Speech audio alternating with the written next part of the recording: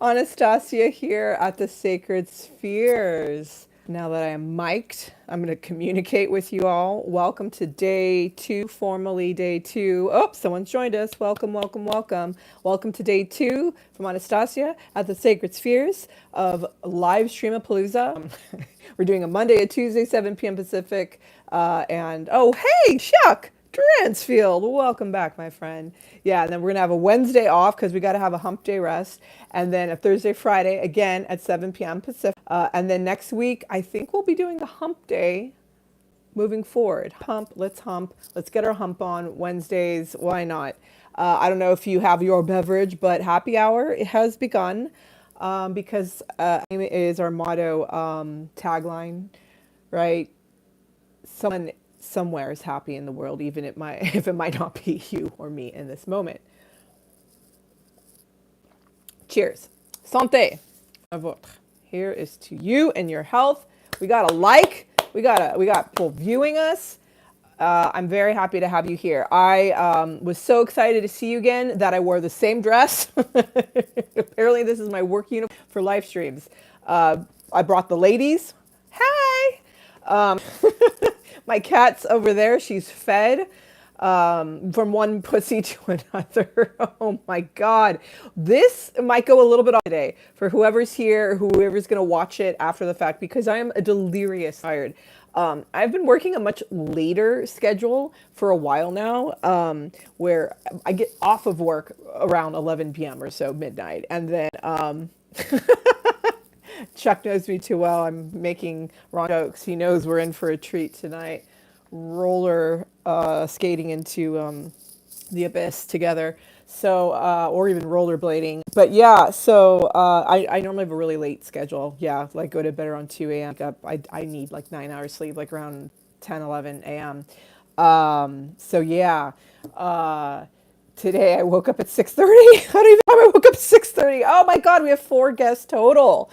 Yay, welcome for guest total. I'm just talking about how absolutely delirious I am. And when I get delirious, I get very raunchy. So, oh, hello, Joyce. Welcome, Joyce. I get a little bit raunchy. But I kind of, yeah, this is fun though. I don't know how long I'll last. I say that and I'll be here for 2 hours.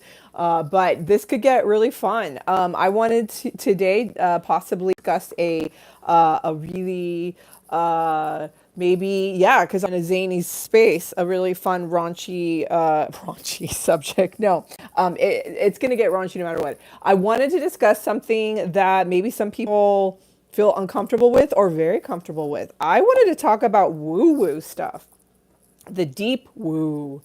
I used to work somewhere, and I had like NDAs and a bunch of things I signed that I couldn't talk about the place I worked. But guess what? I don't work there anymore. So I can kind of talk about what I want. I worked somewhere that was haunted. I was not allowed to talk about how haunted it was. And it was the crossroads of everything in Hollywood from 1927 until right now, current Hollywood. And I had so many bizarre experiences. I think it could be fun to talk about that. I am a so-called death doula, meaning I'm there when people pass away. Like they literally call me to them. Like people I don't even know, and people I don't even know visit me as spirits. Isn't that wild? So crazy. Oh, we just lost our 4th guest. Sorry, guest. They're like, she ain't interesting. You have no idea what's about to unfold, though, people. Oh yes, Chuck wants to know all the dirt about my former. Got to get the hair all ratted out for you. Just 'cause I feel like I literally need a crystal ball with hair like this, like Emma Thompson in again in Harry Potter. But yeah, death doula, fun times. Yeah, I have prophetic death dreams. I know I learn about people before they're going to die. Like it comes like normally 3 months before they die. Oh wow, we just jumped up to 5 guests. Oh my God, I'm talking about the deep woo, folks. And I'm going to spill some beans about where I used to work and all the creepy, ghoulish stuff that would happen there. It was bananas. But before I get deep into all of that, some housekeeping talking about the Romanovs and Anastasia, the youngest daughter of the last time we met. She escaped the Bolshevik revolution, assassination of the whole family, or so we thought. She actually didn't. Sorry. There are a lot of movies made about the fact that we thought she did. And I promised you I was going to get some dates for you and books. And I did not do my homework because I realized um, you're the student, I'm the teacher. Did you do your homework? Did anyone look up those dates? I sure as hell didn't, because I'm here to have fun today. But yeah, if anyone wants to do that homework for me, I can also do it myself and get back to you another time. I'd rather talk about ghosts and goblins and the spaces betwixt and between. Why now? Oh, thank you for loving my hairdo, Joyce. It loves you right back, baby. Right back. Let's see here. Let's put the glasses on. Ooh. Any others? No. But we do have 5 people. Why don't you show yourselves? Who else is visiting? Don't be afraid to join our shenanigans. But that's okay if you're not. It is hotter than hell today in LA. It's only 89, 90. God knows what that is in centigrade, 35, something like that. But I am sweating my little tits off. Actually, they're big. My big tits off. Oh my God. Ah, we're going there. We're going there. We're going there. Yeah. All right. Well, let's see here. I don't even. Oh, wow. I just lost 3 viewers. That is hilarious. They don't care about my tits as much as I. What do I say? Well, let's see. I'll start with I feel weird. I feel like I'm going to get sued for defamation or something if I talk about the Roosevelt. But anyway, I used to work for the Rose Hotel. It is an iconic Hollywood establishment. It was co-founded and rather co-funded by the people who also co-founded the Hollywood entertainment industry in 1927. Well, they did it a little before 1927, but these folks helped to co-fund this hotel in the heart of Hollywood, very close to Hollywood and Highland. The people who helped to co-found United Artists and MGM Studios funded the hotel I worked at. So that would mean from MGM folks like Louis B. Mayer, the M in MGM, Sid Grauman, also from United Artists, folks like Mary Pickford, Douglas Fairbanks Sr., and Charlie Chaplin was one of their friends and would hang out, and they was there present for the first Academy Awards 1929, also present for their inaugural, woo, we're now a hotel. Long story short, this hotel has seen every era of Hollywood. There is so much stuff that has happened there, and so much residue of people who have been through there left behind.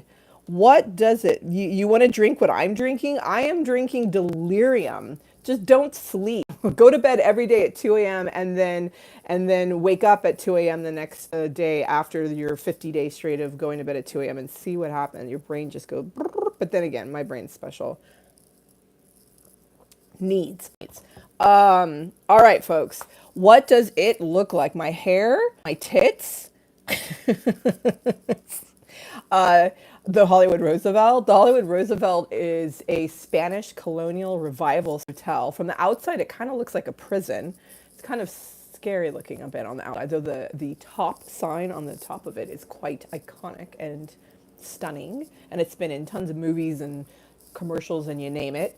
Even a commercial for what are the America's Top Model. Oh my God, my brains are so fried. Lots of things, lots of commercials, lots of fun for the whole families happen there. But inside, it's like a sanctuary. It is gorgeous, huge vaulted ceilings, chandeliers, but built in the 30s from that era. Little Art Deco, again, it's Spanish colonial revival style. But let me tell you just one things that I experienced there, because I couldn't really tell people this when I worked there. Had to be on the down low and like psh, psh, psh. But one thing that a lot of people I work with there experience, and I certainly experienced quite a bit, was disc voices. So it is very creepy on the ground floor there. It's below the earth. It's below sea level. It's below the earth. You're literally buried in the ground. And that's where we had our lockers and the bathrooms for only employees and our little bistro and the HR offices who fired me. Thank you. So, oh my God. So down there, It's extra especially scary. And I often would be walking down the hallway, and I would suddenly hear someone coming. Like it's there, you have to like go down toward the front desk. There's a hallway that meets you there. It's like a little T junction, and I would often hear someone saying Anastasia. And guess what? No one was there because there are little mirrors where you could see if someone's coming around the corner. And yeah, and I would even wait in case they were like far, far away running down. Or no, someone was like, oh, that sounds like a demon. If you go to them and they're calling in, they're going to take you in their portal and I don't know, munch on you for dinner. Um, yes, now I'm free. Chuck said, now I am free. I am free from the institution I worked at. So yeah, like a mental institution, like a prison institution. It really felt like that at times. So yeah, I'll never forget my very first, my interview. I had been there as a guest, not as a potential employee before, but during my job fair interview, I had 5, 6 interviews. It was a lot. But I was finishing up and I was walking with, it was going to take me to the GM of the entire hotel to have my very, very last interview. And we were chatting. And there was the F&B director behind us who had just interviewed me twice already. And suddenly I heard guy, Dan, calling out for, I can't remember what her name was, Jenny, the PA for the head of the whole hotel. And I heard, I thought that Dan was calling Jenny's name, like, hey, Jenny, like, Jenny, I like, help, Jenny, Jenny. And I was like, Jenny, Dan needs you. And she turns around, she's like, yeah, Dan. And like, Dan was so angry. He's like, I didn't say anything. I was like, oh shit. I was like, fuck, I'm hearing things.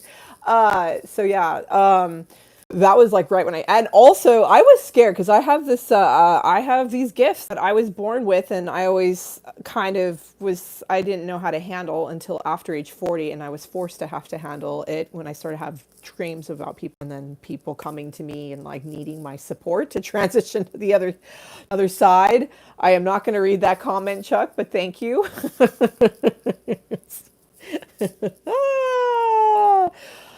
All having, yeah, said when Harry met Sally. But yeah, no, I was scared to work there because I thought I'd be inundated with spirits and I wouldn't be able to handle it. Well, fun fact, I really couldn't handle it. It was too intense. I was hitting a saturation point spiritually. It's a crossroads there. It's literally a portal to all the other realms, including the hell realm.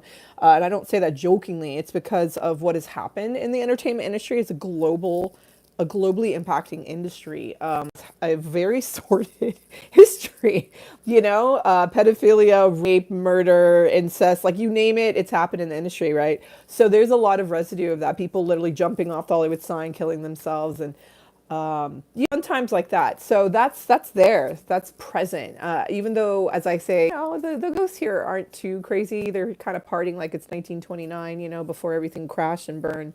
But yeah, I was scared to work. A fun fact, after my initial interview, I came home and a spirit followed me home. How would I know that? There was nothing around me except, if you guys have seen The Predator, in the Predator movies, the Predator, the monster creature with the teeth, in Russian we say zubi, with the zubi, he has that weird sound that like, I can't even do it, like it's kind of like a clicky clacky.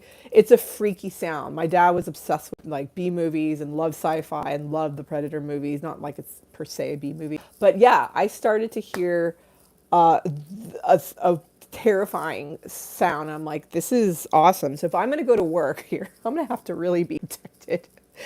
And honestly, it didn't matter how much I protected myself. So where I stand at a crossroads where hundreds of thousands of people, not hundreds of thousands, but every day, like we could have 3,000 people on property, but in the hundreds, but they're crossing me, a lot of people. So where I would stand there at a hotel stand for one of the 5 restaurants and 8 bars plus, because actually more than even just 8 bars when everything's fully open. But I'd be standing there and often someone would come up and go, boop, boop, boop, boop.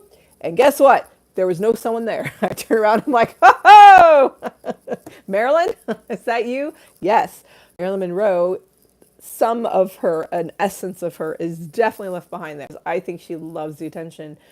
She lived there for 2 years in room 229. Her mirror that was in that room Oh, can I say this? I have dirty dirt. I have juicy juice. Yes, it is a gore. Yeah. Yes, Peg Ensue is the lady, and Whistle, rather, is the one who jumped for the Hollywood sign in 1902. The pool that was built in 1949 after the main building, the towers, they say, the pool, it has the bottom of it's a David Hockney mural. It's gorgeous out there. It's really pretty. It's a beautiful property, truly. The room, though, they're like cabins in a steamship because it was built so long ago. They're finally renovating the elevators, but the elevators are the original elevators from back in the day. I can't believe I'm talking about this place. I have been so terrified to talk public where I used to work because I worked there and I don't anymore. Am I even allowed to say this? I guess. I don't know. I mean, take it or leave it. Oh my God, I'm so scared. Shit, I have dirty dirt. I have this dirt. I don't, wow. Should I make this a public fact? I feel like, I mean, I guess they could always just deny it. To me it feels scandalous, but I don't know. You guys probably won't really care too terribly much. Do I say this? Yeah, why not? I'm going to be scandalous. So, I mean, I don't work there anymore. I was fired. Okay, so Marilyn Monroe lived in room 229 for 2 years, right? This famous mirror in room 229. And folks claimed, the myth goes, that after she died, she did not die there. After she died, housekeepers would come into a room to clean it, and they would look in the mirror and they would see Marilyn behind them, like, primping or just there in the mirror. And it would freak them out, rightfully so. So they went to go clean the room. Again, she didn't die there, but after she died, they would come en masse. Like they would bring 2, 3, 4, 5, multiple housekeepers, security, because they were freaked out. So finally, there came a point where they're like, "We're not cleaning her. It's too scary. It was too unnerving." And so they pulled that mirror. This is the story, the myth of all of this. They pulled the mirror out of her bedroom and they put it up the so-called staircase. So it's a staircase where in 1935 they did rehearsals. Well, really, Shirley Temple got her first tap dancing lesson from Bill Bojangles Robinson on that staircase for the movie The Little Colonel, for which she later won a juvenile Oscar around age, I think, 7. So that staircase, it was right next to where I worked, where my host stand is for one of the restaurants I helped to, handle and deal with. And anyway, so up the Shirley Temple staircase is where they put the famous, infamous Marilyn. People have pilgrimage to that mirror from all around the world. I once met the Marilyn impersonator from Florida. She was, went there, was crying, like, that was Marilyn's mirror, and took photos. It's like, I think I see Marilyn in the mirror. I'm like, absolutely. Whatever you want to see is probably there. However, here's the dirty dirt. This is the dirty dirt. What I learned is that mirror, that people come from all around the world because it was what was in Marilyn's room. You can still book Marilyn's room. It's more expensive, obviously. I think it's like $1,000 a night versus $300 or $400 a night. It's not fully the original room because they expanded it. It's room-ish. It's right above the pool, right at like a little the center, boop, little apex over the pool.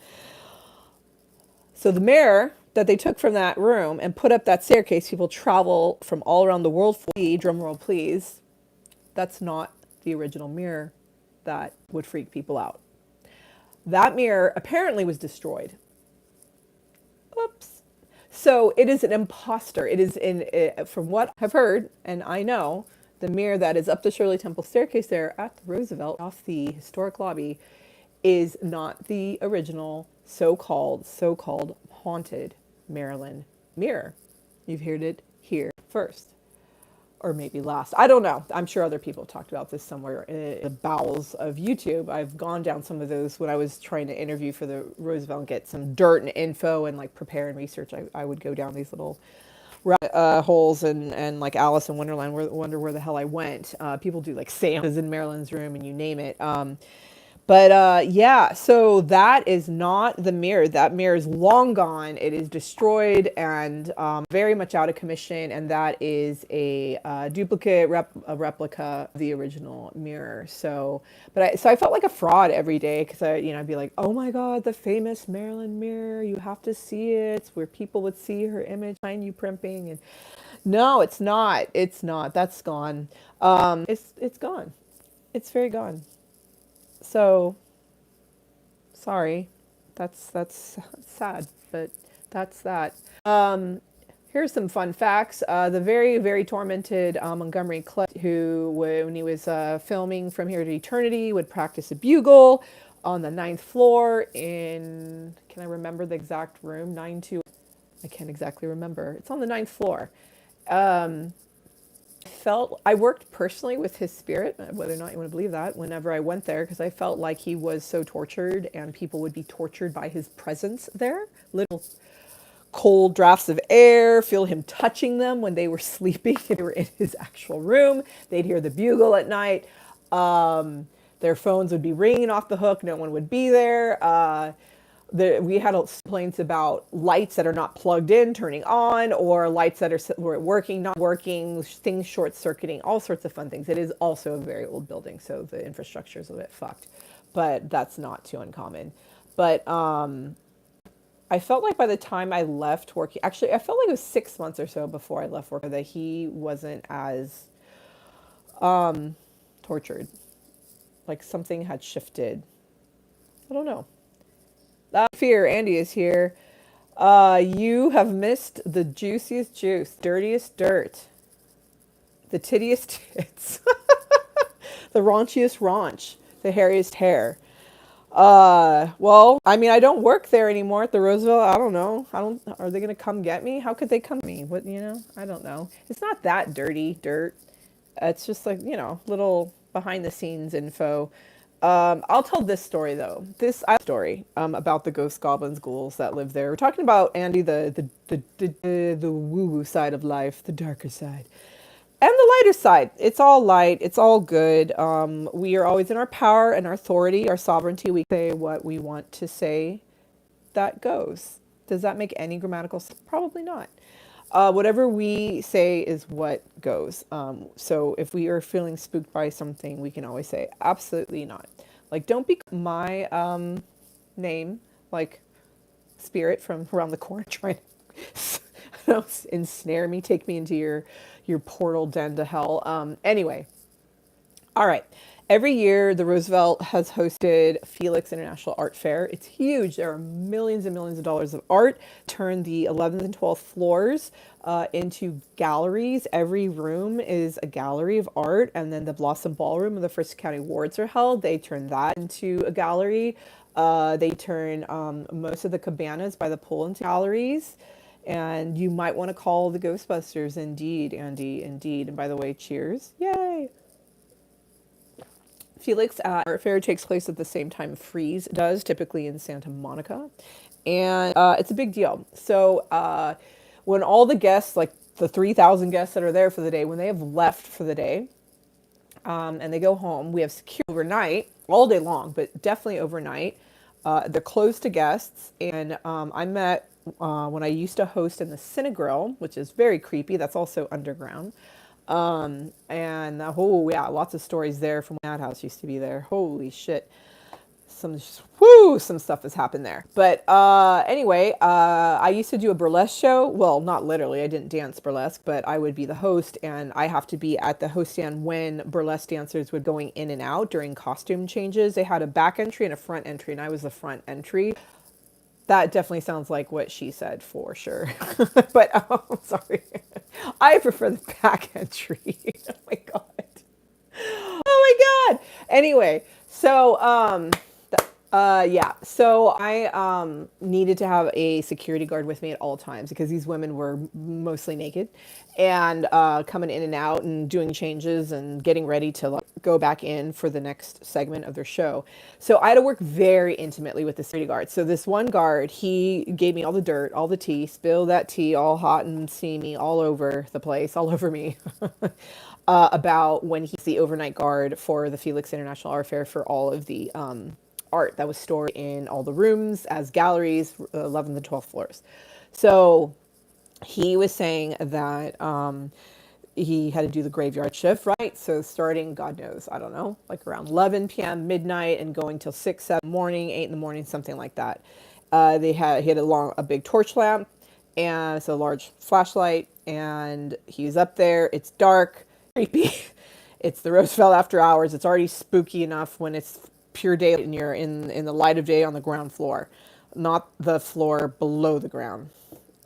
Sorry. At the Roosevelt, the ground floor was underneath the ground. The lobby floor was the one above. Anyway, I'm getting myself all confused here. But anyway, he was telling me that when he had to guard the art, and all he had to do with his light bulb, my brains, with his torch lamp, is go up and down, just making sure everything's safe. It's there. It's the middle of the night.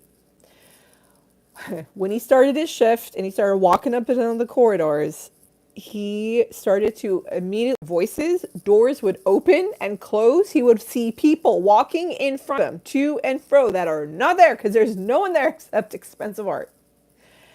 He only lasted a few hours into his shift. He had a meltdown. He couldn't get through his shift, and then he went to his supervisor and literally refused ever to work on those floors and overnight ever. It was like all about security life, and it literally terrified the living monkey shit out of him.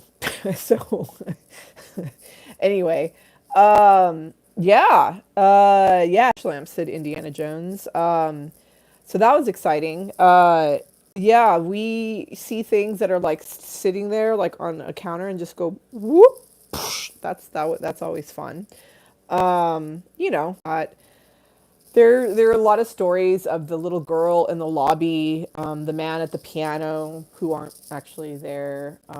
There was the man, I didn't see him, but my guest saw him. My guest is like, do you guys have a show right now? Like an old timey 1930s style show with a guy, and he described like how, like this hat he's wearing and this outfit, suspender is he like up there in this room, and he's describing a room that's normally, it's like Christmas time, we'll have like a lunch for all of the employees up there. It's the Oscars room. That's not Oscars were held, but, and I was like, what are you talking about? No, there's nothing. I looked through all my emails. I'm like, there's nothing going on up there. And that's also a conference room, you know, like we'll have lunch there for employees. He's like, oh shit. And then he was like, I think I saw a ghost then. He went back up to that floor. It's the mezzanine floor. And he realized that where he saw the person exit, that was not an exit. There was no door there. So, you know, stuff like that. It's haunted as fuck. It's, in fact, there are people who, when they were sometimes scared and they would want to check out, and they would be attracted to me and they'd feel comfortable talking to me, and we'd end up talking at length, about spirits and the reality of what the fuck was going on there and how haunted it was. Yeah. Yeah, I'll never forget. Yeah, this lady was absolutely terrified, and she literally felt a spirit like envelop her body and ask her to like literally come into her etheric, her not there phantom body. Meaning the ghost asked the human the corporeal human to like merge with her, and she was just like, I gotta get her. I'm like, please remember, boys and girls, everyone listening, please remember that no matter what your religious tradition is, we are in our power and authority. What we say goes. We have power. We can say yes.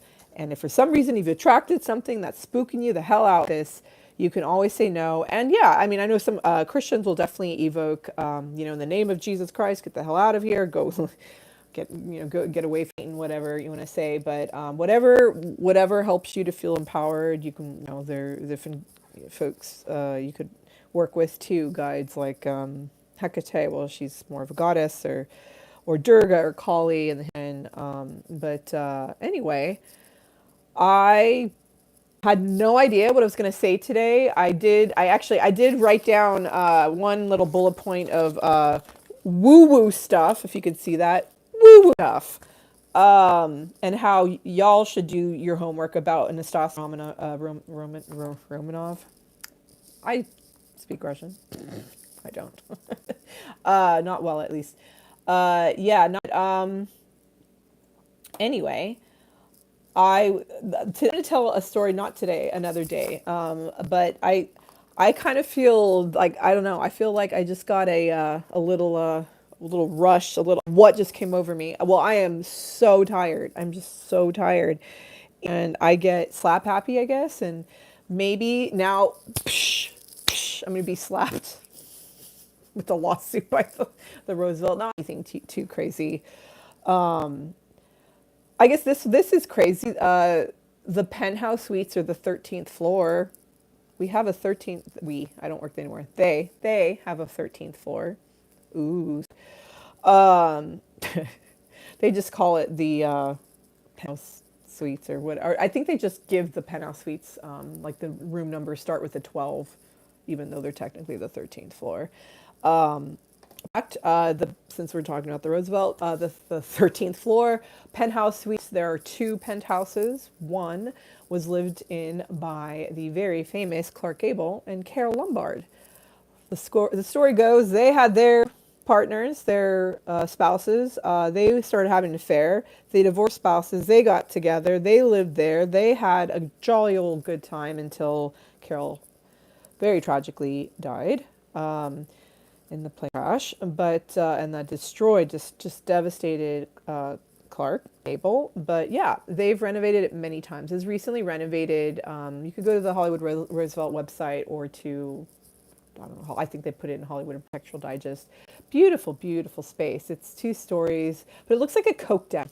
Honestly, they made it mid-century modern. It's not. I don't particularly like how they remodeled it. There's also a really steep staircase on the side with mirrors. And when I did my tour of it, I almost fell. And I was very sober, and I am pretty agile. I've done a lot of yoga. I used to be an athlete, gonna go pro, possibly the Olympics, so I'm pretty strong. And I broke my neck going down that staircase. So I don't know what I don't know why they didn't fix that. It's too big. I think they're like 7 bedrooms. There are at least 2 kitchens, if not 3. Too many baths. And it's already again a haunted hotel. So I didn't even fathom if it's just you and like, ooh, my fiance. We're about to get married, and a lot of people do rent the penthouse suite for that. It's what, 10,000 to 15 a night, depending on the time of year, something like that. So yeah. I couldn't fathom that, you know. Prince took residency at the Roosevelt famously. There's a guy recently did a rock residency, and before him it was Prince who did residency there, pop, rock, whatever you want to call it. The other penthouse suite was lived in, we'll tell this story, by Johnny Grant, the unofficial mayor of Hollywood. So Johnny Grant, he had the stars on the Walk of Fame during the early years of Hollywood.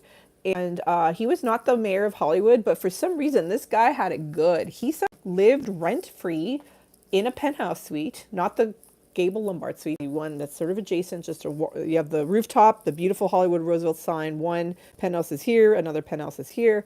So he lived up there, rent-free, official mayor of Hollywood. He had it good, handing out the stars, meeting all the subs. He must have had a heart of gold. He must have been a warm, generous, beautiful person, which is what I've learned. I met people who knew him, and I offered them little tours of the suite as well.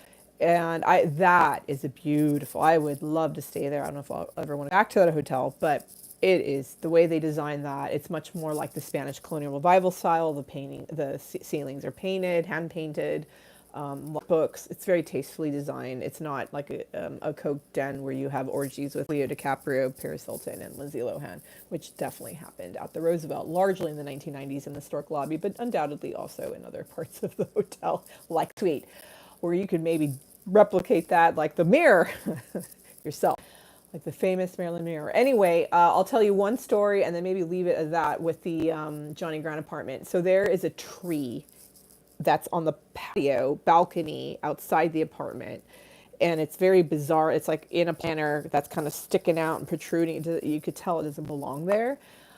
So apparently that used to be a fire pit, and Johnny decided to light a fire, and he lit a fire one day, once upon a time, long time ago, and it looked like the building was on fire. So LAFD, PD, everyone showed up, bum rushed, it's like an elevator that can hold 6 people, or it will literally crash and burn and destroy the whole hotel. So, they get up to the rooftop and they realize it's just like a little controlled bonfire. And they were so fucking angry that they said, absolutely never this be a little fire pit, so to speak. No s'mores happening up here. So they filled it in with dirt and planted a tree, and that is why there's a tree on the rooftop outside the Johnny Grant Suite, aka a park, there at the top of the Hollywood Roosevelt, right next to the sign. You sometimes smell smoke. You met, wait, what? Chuck? Well, of course you met John. Chuck has met everybody in Hollywood. Chuck is Hollywood. Chuck's apartment is, by the way, I'm talking to Chuck Dransfield, the very famous actor, writer, screenwriter, the celebrity, the portrait artist. What else? He does it all. The very famous Chuck Dransfield. You should follow him at Chuck Dransfield on YouTube. Or on Instagram or on Facebook. His home is literally a museum like anything I've seen for Hollywood memorabilia.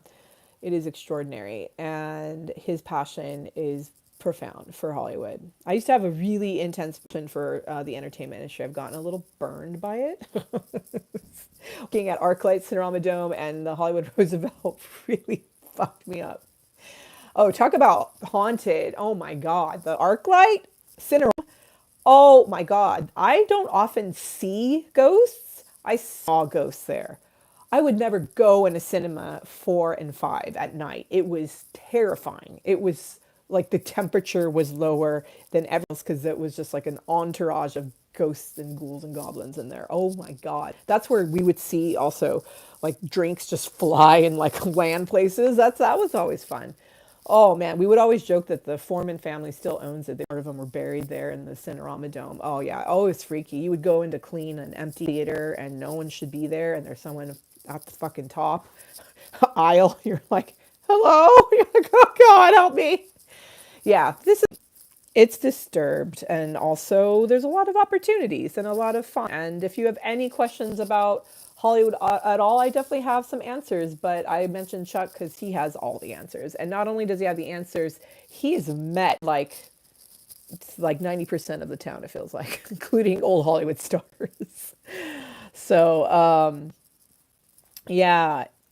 Are there friendly ghosts like Casper? Oh, absolutely. I mean, I think essentially it's not all these ghosts are demons. I just think that a lot of us humans are scared of what we don't know. We can't see these things, even if you're clairvoyant, so to speak, and you can see things that are betwixt and between, that are in the so-called realms, it's unsettling, I mean, so yeah, I started this broadcast or live stream by talking a little more seriously about being a so-called death doula, right? Someone who has had prophetic death dreams when they've passed, even when I don't know them, visited me, and it's really scary. But then I had a friend tell me once, Anastasia, what if I died and I was, in this kind of in-between space, I didn't know where I was, and your light is shining this gift, and I'm like beelining it for you, and you're like, go away, I'm scared of you, that's heartbreaking. I don't know necessarily if you can experience heartbreak when you're in that interim phase going from one realm to the other,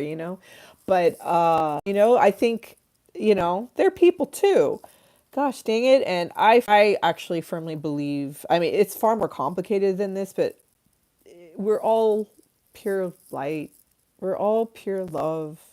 Like Oracle Girl says, we're, Jacqueline Faye Hobbs, like we're pure love direct. We're love made real.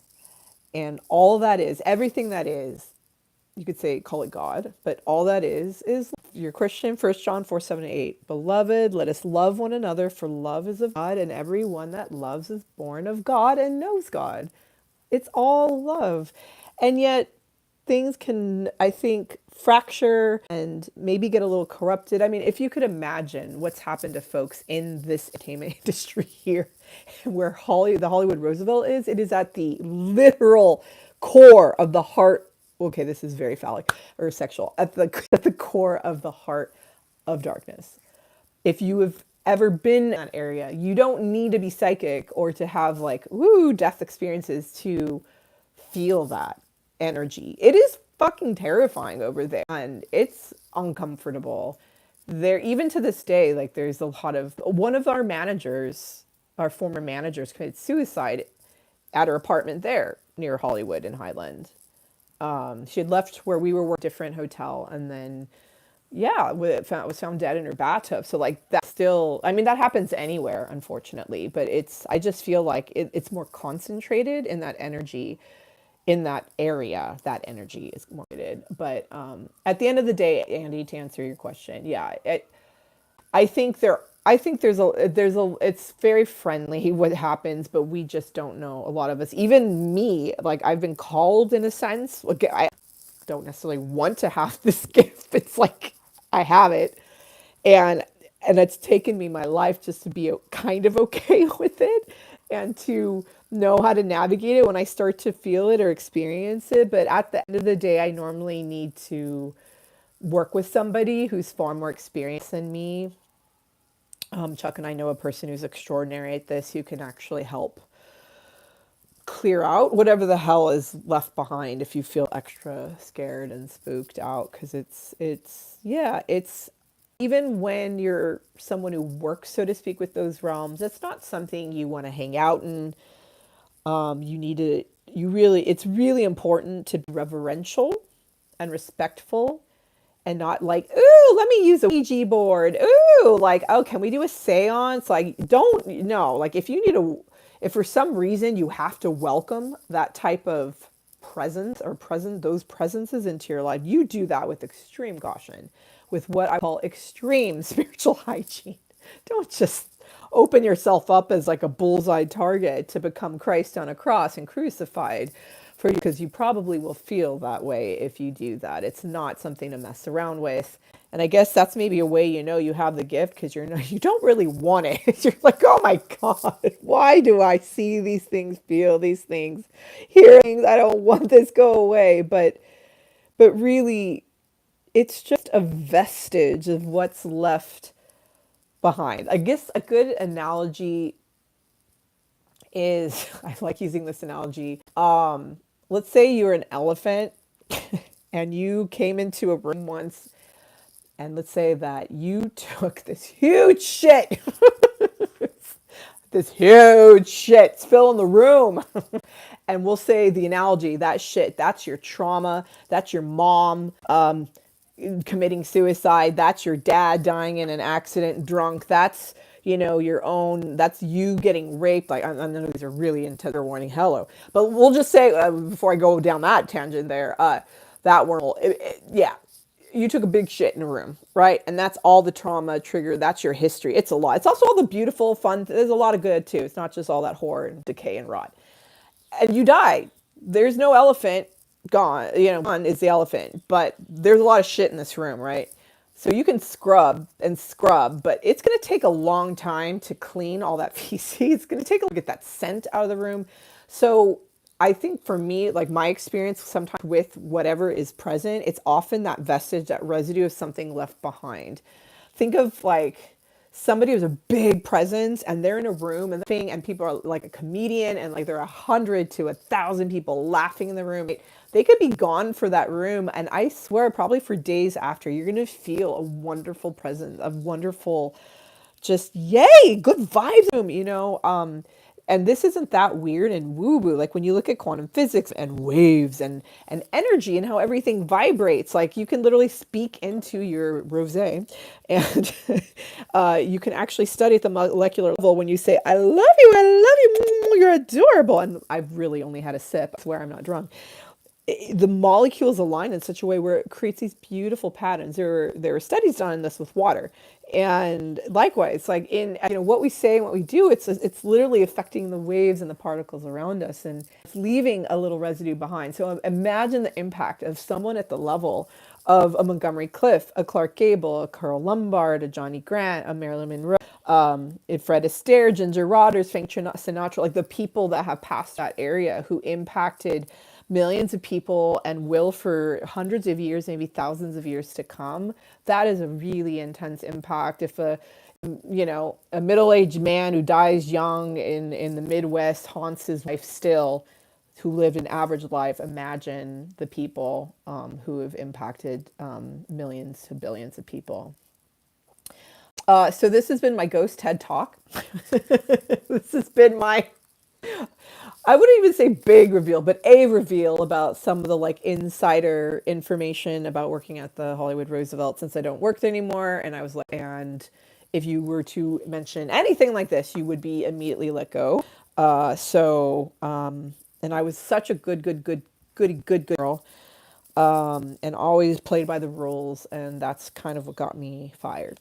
so, so sometimes you got to be a bad, yeah, but yeah, no, but if you were a bad girl in terms of literally talking about ghosts and goblins and ghouls, that which doesn't make sense because a lot of people love that. They love that kind of information, but there are a lot of people don't want to know that, are sensitive and don't want to go somewhere where there's that kind of essence left behind. But it's definitely very different than the what's left behind at very haunted hotels in downtown LA.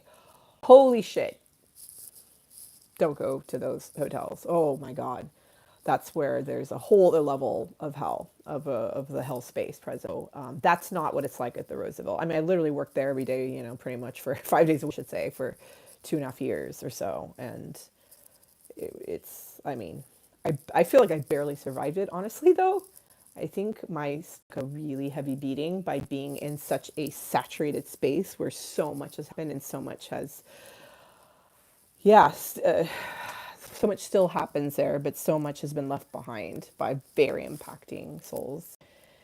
Anyway, Andy would like to see Celebrity Ghost. If let me see, I've been trying to keep up. Yeah, yeah, with the comments. Joyce said, "Surround yourself with white light protection." So yeah, oh, I mentioned clairvoyant. Yeah, the three so-called giftings of psychics, if you will, would be clairvoyance, clairaudience, and clairsentience. Clairvoyance, voyance, voir, the verb in French to see. It means clear sight, clear vision, to see clearly, like to see everything, every realm and time and space. Well, you know, you think of animals. Oh, speaking of animals, this is Galaxy's moment to say hello. She's like, people. I love this little fatso. I love you, baby. Sorry. Yes. Animals see different spectrums of light, right, and see things that we can't see and hear things we can't hear. It's clairaudience. It's sorry, I was mentioning French. My brain so much. I think sorry, this comes from Latin. Sorry, God, I haven't studied Latin in so long. Because I'm remembering audiare, I think is the verb to hear. So clairaudient is to hear clearly. Claire, it's clear, clear. Anyway, clairsentient is feeling things clearly. I have all of those gifts. Not because I was like, ooh, I'm gonna pray that I have these. No, I was with them, and it's been very disturbing. Honestly, it's been very hard to know how to navigate all of this. And let's see here. Did anyone get, yeah, so again, I'm going to be going, we're making puns. Clairsentient, clairaudient, clairvoyant, clairdainsian. I love this, guy. You guys are funny. Yeah, so I'm trying to go through the comments. I want to answer, I think it's always a good thing after I have my little blah blah session on our live streams, my little TED Talk lectures, sermons on the Mount, that we can go through questions I missed or comments, whoopsie, in the chat. Yes, welcome to our ghost talk with our ghost host. Where's Beetlejuice? Beetlejuice. Oh my God. Andy, you're hilarious. So did anyone get hurt at the hotel who worked there? That's a really good question. Do I say this? Yeah. I can't speak for employees, but if you can consider the tens of thousands of people who stay there in a year, someone's bound to die there. Something's bound to happen. Oh, yeah. I mean, just in the last few months, there was somebody drowned in the pool. Someone had a heart attack in a room couple weeks prior to that. So, yeah, definitely people have been hurt there, but I don't know necessarily. That's just like normal statistical odds, you know? Like if you're in a space with X amount of people, someone's probably going to die in the next 3 days. You know, if there are 1,000 people here, there's probably, you know, at least 10% of the audience that's gay or what, you know, stuff like that. So in terms of actual employees getting hurt, Very mild. Probably their pride, if anything. Wow, I'm just going there. Uh, let's see here. I'm just going through. If you feel like I've overlooked any of your questions, concerns, please bring it up. Someday, Joyce wants actually want to visit us here. I would love to see you, Joyce. That would be wonderful to visit you. Visit with you here in LA, see the sights and sounds. I will be allowed. Well, maybe I won't be allowed back at the Roosevelt now if they if they see this shit. Um, hey, I wasn't supposed to know though that those people died. That was a manager's fault. That person opened their big mouth. Pardon my language. Who should have kept their mouth shut, but wanted cool, wanted to know about wanted us to know what was going on. But anyway, yeah, don't tell your underlings that kind of level of confidential information. It doesn't feel good. Um, Andy's a question. How far are Chuck and me from the tar pits? The La Brea tar pits are mid Wilshire, so Wilshire and La Brea. It's Fairfax and Wilshire area. But yeah, that I don't necessarily live close to that. But here's the thing about LA. LA is so concentrated and so dense that something that's just a few miles away could feel like it's 30 miles away. Because sometimes, literally, like just for me to go blocks down the street to get to where I used to work, I mean, I literally live technically walking. Just I just said literally and technically. I could technically walk there. I wouldn't because it's not safe where I live, especially not at night. You don't walk in Hollywood if you can help it. You can walk where Chuck is, like north of me. That's a much nicer neighborhood. But this area, yeah, not so much. So it may be 25 minutes to go blocks, let alone to go a few miles to where the La Brea tar pits are, even though it's not that far. It's really not that far.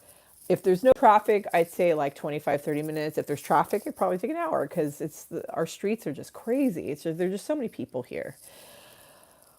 Yeah, that's you've seen that scene. Yeah, yeah, there are definitely a lot of things that the La Brea part, especially like post-apocalyptic movies or prehistoric movies or let's see here. I'm going to go through. So I feel bad. I kind of talked a little shit about a manager who opened their mouth about people dying at the Roosevelt who shouldn't have. Yeah, I'm still, there's a lot of pain in my body still over what happened at my work. But thanks, folks. Let's see here. Uh, I wanted to, someone asked, oh, Andy, I just saw How's Galaxy. Well, you got to see how Galaxy was. I'm, oh, who's possessed by the Three Stooges, Andy? That's hilarious. These are some fun comments here. Uh, oh, hold on. I'm going to sneeze. 1 second. Oh, it passed. Okay. Oh, it's back. Excuse me. Gesundheit. Is there anyone still? What's this Johnny you speak of? I think you've probably figured out who Johnny was. That was Johnny Grant, whose apartment was on the rooftop of the Hollywood Roosevelt, adjacent to the Clark Gable Gate. Okay, because yeah, I think I want to leave this around an hour long. I just wanted to speak to woo, hello, getting wild. One more thing that Joyce said about protection, spiritual. She said, you know, surround yourself with the white light. There are a lot of the work to do in dream tending. Pacifico, Dr. Eisenstadt. Again, it's an indigenous malady and praxis, and there are a lot of things that you could do to feel safer in your protection. I think just so it's important to take a shower after you get dirty or sweat. You know, just like you want to wear clothes when you go outside to protect yourself, even your tatas. Sorry, oh my god, I'm so fucking insane today. Um, uh, sorry. Yeah, it's important to protect yourself when you go out and about into the world. spiritually. And there, maybe I'll put it in the comments. There is an amazing video by a woman. I use this every day. It's spheres or orbs that you visualize and then physically gesture to put around you. Like every day I have a whole ritual of things I do just to leave the house. Sounds very OCD, but it's actually very practical. And I can do it very fast too. But what I do is I place an orb of unconditional love around me, and I envision it as a bright white light, or as the great light, or the great spirit, as pure love itself, as who we all are in truth. I see who's within that, different guides, angels, guardians, archangels. I do a whole thing. Around that is a sphere of clarity through which I see with pure love. With love. Around that is an orb of a particular type of protection I invoke. It's very oceanic. I have one around that is it's like a super thick glass. It came to me in a dream.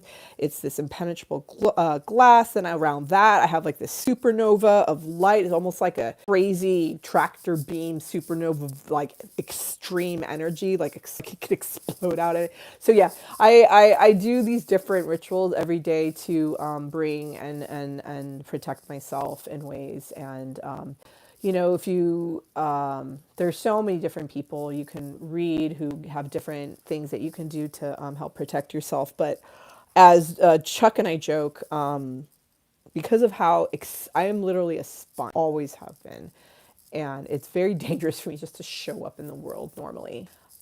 It's hard for me to be in my house with someone else present, because I literally will absorb everything that person is and is going through. I will have their dreams. I will have their thoughts. It's a lot being me. It's more than neurodivergence. It's been hard to navigate this. I've often never known what the hell is going on to me. But Chuck and I joke where it's like, oh yeah, I'm going to go into this literal haunted highway pulled to the universe of ghouls at the Roosevelt with like a little, the great light. That's obviously a beautiful thing, right? To have the great light around you. But it's equivalent to me wearing a little Band-Aid on my chest and going into a nuclear power plant to like after Fukushima happened to like mop up nuclear waste. It's like, I'm going to die. I'm going to get infected. Poison, this radioactive poison. So yeah, it definitely has a lot of protection. So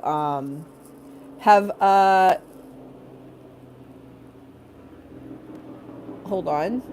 Andy's asking if Chuck and I have done videos together. Yes, we have. We love to channel Joan Rivers and our inner Joan Rivers, and just Joan Rivers, period. Her spirit, in point of fact, and have her present for naughty reviews of what people are wearing terribly at Oscars and Emmys and other events. But yeah, we need to do more videos. We used to do videos and break from that, but speaking of which, I think is going to be my guest star on Thursday. Well, I don't know if anyone is still here. Oh, yes, I was the person he was talking about yesterday, Andy. I think it might be my only viewer right now, or no. Joyce, Chuck, Andy's still here. And, oh, no, there's still, people. Anyway, the fatigue of my end, I have been all over the place today, but largely what today was about was the woo-woo stuff, deep woo-woo. I hope you had a blast. I feel very weird having talked about where I used to work. Hi, Joyce, I love you. I'm glad you're still here. I feel a little guilty, excuse me, because, I had to keep all this a secret. I could never talk mean shit or say anything about them. I don't wish anyone harm or ill will. I'm just upset by how certain people comported themselves there. I always try to do, but sometimes things don't work out, and it's for the better. I'm glad I move on with my life, because I wouldn't be able to do this and meet you, Andy, and hang out more with Joyce and with Chuck. And although Chuck probably is like do we need to hang out more? I already see you every day. I could see you 5 times a day, Chuck. you guys. Yeah, it was an interesting topic. It really was. And I would love to talk more about this because I know people find it scintillating, like a sexy, fun, sometimes taboo topic. But I don't know what you guys want. But yeah, if you ever have more questions for me, like specific experiences I've had with regard to, say, being a so-called death doula and so on, yeah, I'm open to talking to you guys about that. Um, I definitely want to wrap this up, Andy. I would. Yeah, it'd be nice for you to hang out with us in person at some point. But I will answer the question you asked about visiting celebrity graves. I have endured a lot of trauma with regard to people dying in my life, and graveyards are not a fun place for me to be.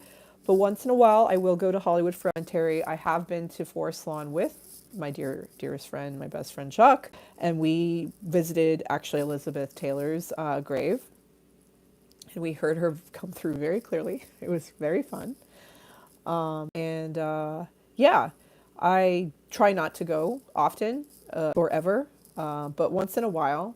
It's very, very hard for me. Again, I am a sponge.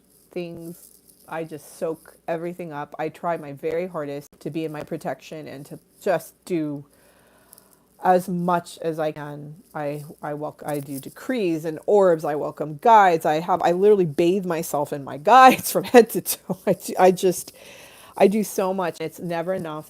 It feels like it's never enough. And I often have to work with healers, like a woman that Chuck and I know. I'm not going to name her because I don't know if she wants to be named, but she's unbelievable what she does, and she helps clear me out when it gets too cluttered, I guess you would say, in me. Yes, Chuck says I have a lot more dirt to share another time.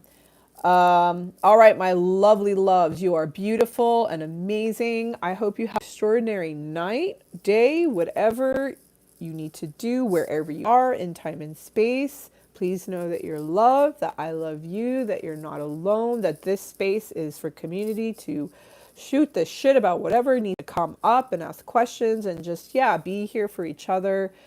Oh, Andy's in Illinois, 10 p.m. Yeah, it's 8 p.m. here, Pacific. Have a beautiful evening. I love you very much. Thank you to everyone who's joined. So sorry to anyone who might have been hurt or affected by anything I said. One from the Roosevelt who might have watched this. I'm still grappling with a lot of pain over having to leave my job there, but I had the time of my life there, and I do have a lot of stories. So here's to what's next for us all, including bedtime. Thank you for joining me. I I love you, Chuck. We will talk about Elizabeth Taylor another time. Liz will we'll discuss that in our next live stream. Maybe we'll continue the woo-woo talks for oh yeah, we will meet again on Thursday. And Chuck, if you're still open to that, you will be my guest star. So maybe we could together talk about our time with Elizabeth, Taylor. I think that would be a lot more fun to talk about Liz together that way, and Lucy and Clean and Joan, and I think we would have a lot of fun to do that together. And Betty Davis, yeah, my guest star, Chuck. All right. Oh, all right, my friends. Yeah, so see you on Thursday. Chuck and I will be here together. Double trouble. Wow, we get real raunchy and rude together. It's a whole other level. Today I was just slap happy and went off the rails. Maybe I'll work uniform again. Maybe I'll try something else. Anyway, again, I love you so much. Have a beautiful night. I'm going to be signing off. I'll see you all on Thursday with Chuck, and then we'll have a Friday live stream. And then next week we'll go to just Wednesdays at 7 p.m. Pacific until further notice. Again, we're taking tomorrow off for hump day. Maybe get your hump on. Hump, hump, bump, bump. Go bump in the night. I love you so much. Be well. I love you, beautiful people. You're gorgeous. Thank you for being in my life. I'll see you tomorrow. Or, sorry, Thursday. I'll see you Thursday. Okay. Or I'll record some videos for you tomorrow.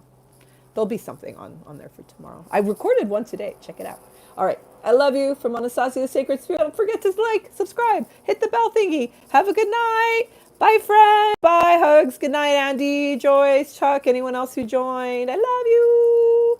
I love you. taking a screenshot of myself. You did it. Bye. Thank you for day 2 of Livestream Lollapalooza.